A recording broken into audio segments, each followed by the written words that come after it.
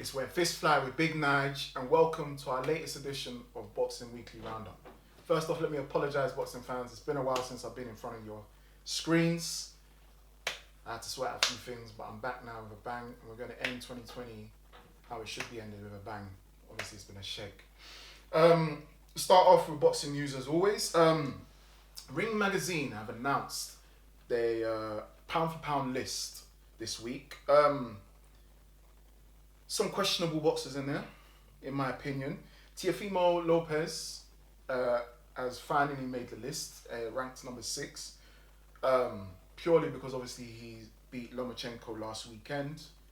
Lomachenko has moved down to number 7. Triple G still on the list. My only issue is Teofimo, don't get me wrong, it was a massive victory last week, but does it warrant him moving up into 6th place? Going above Lomachenko? Are we basing this on the caliber fights and titles in that they hold, or are we based on skill and all of the above, basically? I don't think Lomachenko should be falling to 7th. I don't think he's now top 5 because of his defeat. I still think he needs to be in there.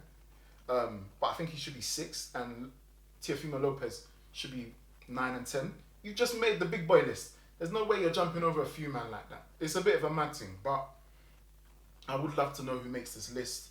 Why is Triple G still there, please? When was the last time he had a fight? I don't even know. He's been inactive for time.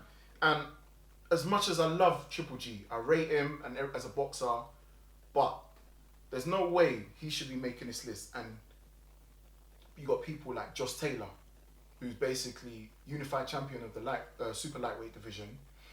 You look at his resume, he just beat Regis Prograis, undefeated fighter.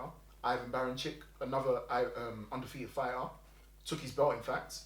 He beat Ryan Martin before that. He's got the likes of Victor Postel. He's even got Miguel Vasquez on his list. Like, how is he not in your top 10? How? Tyson Fury needs to be in there as well, in all honesty. The 2 fights against Deontay Wilder surely warrants him a place in the top 10, at least, no? He's Ring Magazine and WBC champion. Come on, guys. Yeah, some of you, I've seen on social media that some of you think that Lomachenko should be now out of the list. Why? Can someone tell me why, please? Before that fight against Lopez, everyone was singing his praises. And now all of a sudden, because he loses, a narrow decision by the way, now all of a sudden he shouldn't be in the top 10.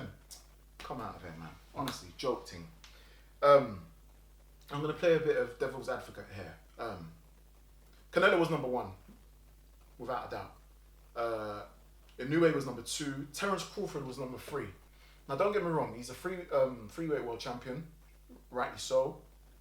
But who on his record has warranted him to be in the top 3 of the pound for pound list? Like I said, don't get me wrong, great boxer, undefeated, freeweight world champion, all of his accolades are well deserved.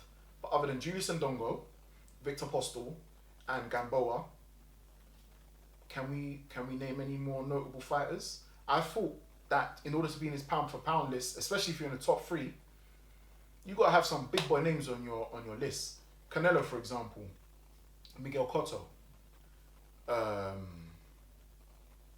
Recently just beat what's the light heavyweight? The Russian guy, I've forgotten his name. It will come up in the picture eventually anyways. But he's got loads of people on his list. And rightly so, he's beaten a lot of people. Hence, that's why he's ranked number 1. And he just keeps doing it. He keeps doing it. Danny Jacobs, Triple G, come on. The list goes on. So, in comparison to someone like Terence Crawford, who everyone sometimes says he's number 1, number 2, number 3, take a look in the mirror, not even in the mirror, sorry.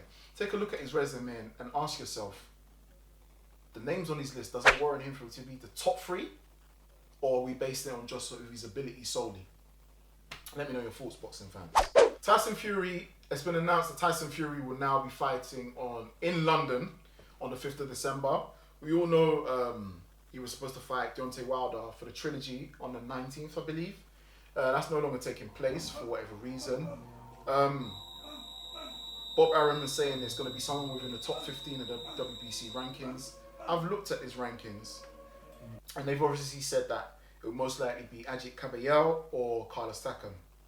I'm not being funny, Bob Arum, but top 15 you said. Ajit Caballero is ranked 15th in the WBC rankings. Carlos Takam ain't even in the top 15. There's loads of fighters like Oscar Rivas, Philip Kurgovich, Michael Hunter, Joseph Parker, Andy Ruiz, Luis Ortiz. All these people are in this list, but why aren't they in the recognition, please?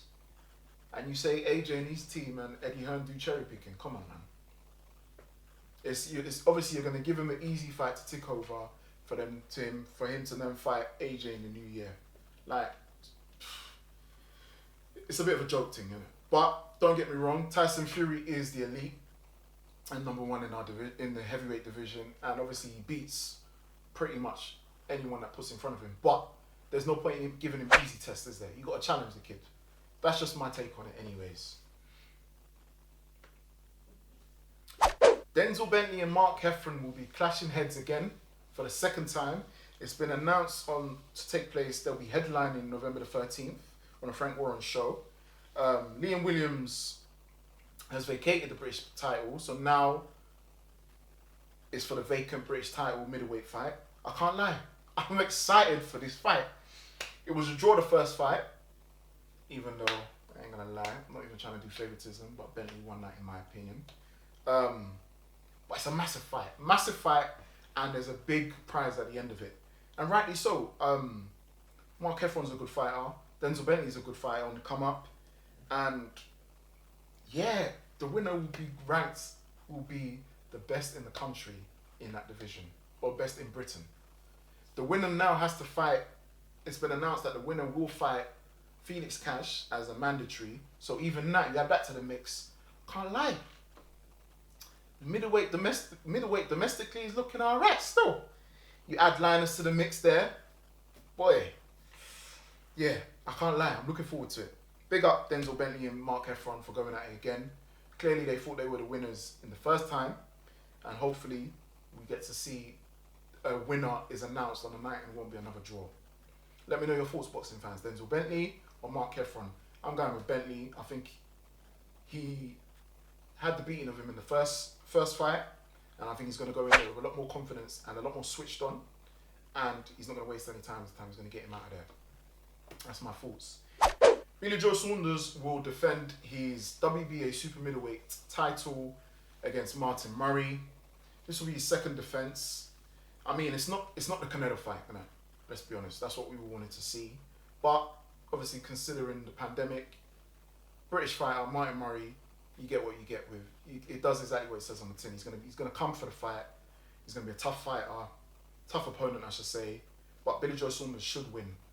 Funny enough, I remember like 2 years ago, these two were supposed to fight, but for whatever reason, it got called off on 2 occasions. So hopefully it all goes to plan and we get to see these two in the ring, because I want to see Billy Joe in the ring. I think he's a smooth operator, and I do believe he'll be the one to give Canelo the most problems and may even beat him. But who knows? That's it for Boxing Weekly Roundup with myself, Big Nige. Thank you for tuning in. Those, if this is your first time, don't forget to like, share, comment, and hit the notification button at the bottom, and subscribe most importantly. I'm looking forward to Usyk Chisora next week. I'll be giving my own personal breakdown of the fight, so make sure you tune in. Peace.